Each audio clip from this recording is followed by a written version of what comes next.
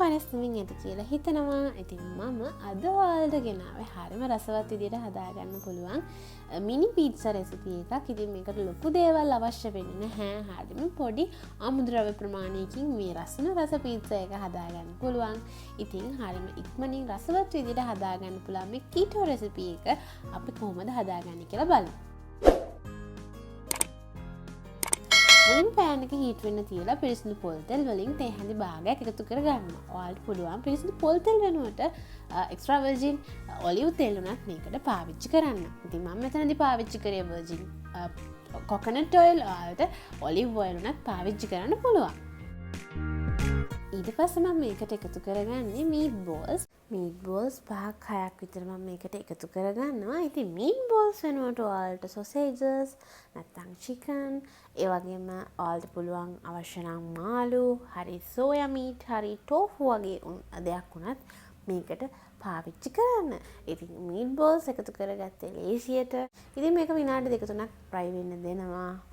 ඒක fry වෙන අතරතුරේ මම මෙතනදී අපේ රොටි එක හදාගන්න යන්නේ. ඉතින් පිට්සා රොටි එක හදාගන්න මෙතනදී පාවිච්චි කරන්නේ පොල් පිටි.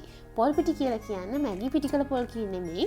පොල් පිටි කියලා කියන්නේ පාන් පිටි වෙනුවට අපිට බර අඩු කරගන්න පාවිච්චි කරන්න පුළුවන් පිටි වර්ගයක්. ඉතින් මේක ග්ලෝමාක්, ඒ වගේම ස්පා නැත්නම් ආපිකෝ වගේ සුපර් මාකට්ස් වල ගන්න තියෙනවා.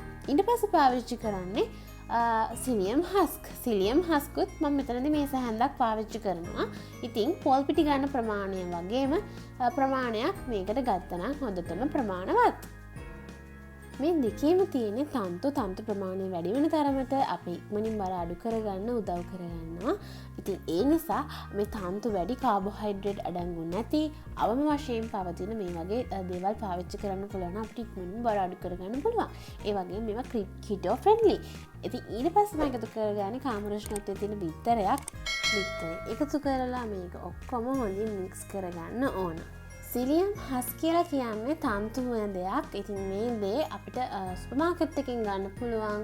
මම කලින් කිව්වා වගේ පොල් පිටි වගේම මේ සිලියම් හස්කුත් දැන් සුපර් මාකට් වල තියෙනවා. මොකද ගොඩක් දෙනෙක් දැන් මේක පාවිච්චි කරන්න පටන් ගන්න තියෙනවා බර අඩු කරගන්න. හරි. දැන් මේ මිශ්‍රණය මිශ්‍ර කරගත්තට පස්සේ මම වතුර වලින් මේ සැහැණි දෙකක් එකතු කරගන්නවා. වතුර මේ සැහැණි දෙකක් එකතු කරගෙන මේක හොඳින් මික්ස් කරගන්නවා. මේ සාමාන්‍ය වතුර උණු වතුරෙන් පාවිච්චි කරන්න එපා. බිත්තර එකක් එකතු කරලා තියෙන නිසා වතුර මදි වගේ දැනෙනවා නම් තව වතුර ටිකක් එකතු කරගන්න. මම මෙතන වතුර මේ සැහැණි 2මාරක් වගේ ප්‍රමාණයක් තමයි එකතු කරගත්තේ. එකතු කරගෙන මේ ඔක්කොම හොඳින් මික්ස් කරගන්න. සිලියම් හස් ක්‍රියාකාරී වෙන ටික වෙලාවක් යනවා. ඒ නිසා විනාඩියක් වගේ මේක හොඳට මේ විදිහට මික්ස් කරගන්න. මේ මිශ්‍රණය මේ විදිහට මිශ්‍ර කරගත්තට පස්සේ අපිට කෙලින්ම මේක පෑන් එකට දාලා ෆ්‍රයි කරගන්න පුළුවන්. ඉතින් ඊට කලින් අපි අපේ මීට් බෝල්ස් ටික ෆ්‍රයි වෙලාද කියලා බලලා ඒ ටික පෑන් එකෙන් ඉවත් කරගමු. මේ මීට් බෝල්ස් ටික ෆ්‍රයි වෙන වෙලාවෙ තමයි අපි අපේ රොටි මිශ්‍රණය හදාගත්තේ. ඉතින් දැන් තියෙන්නේ ඒ පෑන් එකටම මේ රොටි මිශ්‍රණයෙන් ටිකක් එකතු කරලා පොඩි මිනි පීට්සා වගේ පොඩි රොටි දෙකක් හදාගන්න. ඉතින් මේක හරි ලේසි කරගන්න. ඉතින් ආල් තේරෙන්නේ නැති විනාඩි 5ක් වගේ කෙටි කාලයක් ඇතුළත මේක හරිම රසවත් විදියට හදාගෙන ඔයගොල්ලන්ට බර අඩු කරගන්න ඔයාලගේ ඩිනර් එකට පාවිච්චි කරන්න පුළුවන්. ඉතින් මේක හරිම සහැල්ලු සරල රෙසිපි එකක්.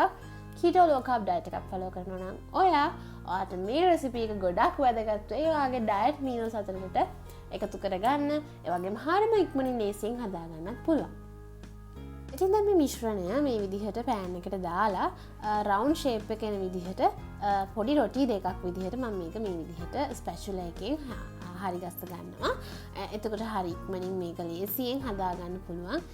මෙන්න මේ විදිහට ටිකක් කැඩෙන්න වගේ බලනවා නම් මෙන්න මේ විදිහට ඒ තැනවල හරිම ලස්සනට ෂේප් කරගන්න පුළුවන්. ඉතින් මම රවුන්ඩ් ෂේප් එකට තමයි මේ රොටි දෙක හදාගන්න හදන්නේ. ඒ නිසා මෙන්න මේ විදිහට අපිට පුළුවන් මේ විදිහට ක්වික් ටච් එකක් දෙන්න අපේ මේ රොටි දෙකට මේ විදිහට රවුන්ඩ් විදිහට පැතලි විදිහට පොඩක් ෆ්ලැට් කරගන්න මේ රොටි එකේ ෂේප් එක එන විදිහට. ඒ ෆ්ලැට් කරගත්තට පස්සේ විනාඩි 2-3 මේක ෆ්‍රයි වෙන්න දෙන්න එක පැත්තක්. විනාඩි 3කට පස්සේ මම මේක අනිත් පැත්ත හරව ගන්නවා රොටි දෙකම. ඉතින් ඔයාලට පේනවා ඇති ගෝල්ඩන් බ්‍රවුන් කාලර් එකක් ඇවිල්ලා තියෙනවා මේ රොටි දෙකේ. ඒ පැත්ත හොඳට පිච්චිලා තියෙනවා. දැන් අනිත් පැත්තත් පිච්චෙන්න තියලා ඒක උඩින් මම එකතු කරගන්න යන්නේ තක්කාලි සෝස්. ඉතින් මේක මම ගෙදර හදාගත්ත සෝස් එකක් නෙමෙයි. මම ෂොප් එකෙන් ගත්තේ sugar free තක්කාලි සෝස් එක. ඉතින් ඕගොල්ලන්ට ඔන්ලයින් ගෙන්න ගන්නත් පුළුවන්. නැත්නම් ඔයාලට පුළුවන් ගෙදරදී තක්කාලි ගෙඩියක් blend කරලා අරගෙන මේ තක්කාලි සෝස් එක ගෙදරදී හදාගන්න. ස්ටීවියා ටිකක් දාලා හරිම රසවත් විදිහට. ඒකත් මේ රොටි එකේ පැත්ත ගාගත්තට පස්සේ මම එකතු කරගන්න යන්නේ මොසරෙල්ලා චීස්. මොසරෙල්ලා චීස් වලින් මේ සැහැණි එකහමාරක ප්‍රමාණයක් මම වෙන වශයෙන් මේ රොටි දෙකටම එකතු කරගන්නවා පොඩ. ඉතින් මේක හරිම රසයි. එතකොට keto low carb diet එකේදී ඔයාලට චීස් පාවිච්චි කරන්න පුළුවන්. මොසරෙල්ලා, පාමසාන්, cheddar මේ ඕනම වර්ගයක චීස් එකක් පාවිච්චි කරන්න පුළුවන්. ඉතින් මම අද එකතු කරගත්තේ ග්‍රෑම් 20ක වගේ චීස් ප්‍රමාණයක්. 20ක් 25ක් වගේ අතර චූටි ප්‍රමාණයක චීස්. ඊට පස්සේ මම ෆ්‍රයි කරගත්ත මේ මීට් බෝල්ස් ටික මේ විදිහට චුට්ටක් මැදින් කපා ගත්තා. මැදින් කපාගෙන මීට් බෝල්ස් 3ක් තමයි මෙතනදී මේ එකතු කරගන්න. ඉතින් ඔයගොල්ලන්ට මීට් බෝල්ස් මීට වඩා වැඩි ප්‍රමාණයක් වුණත් ඔයගොල්ලෝගේ කැලරි ලිමිට් එක ඇතුලේ එකතු කරගන්න පුළුවන්.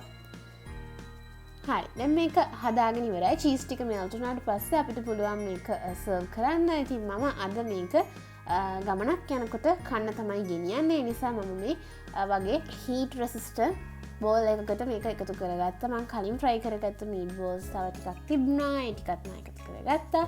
ඉතින් මම මේක රස බැලුවේ සීරෝ කෝක් එකක් එක්ක. ඉතින් හිටලා කෝක් එකක් බොන්න පුළුවන්. මම ඒකෙදි පාවිච්චි කරන්නේ සීරෝ කෝක් නැත්නම් සීරෝ ස්ප්‍රයිට් වගේ දෙයක්.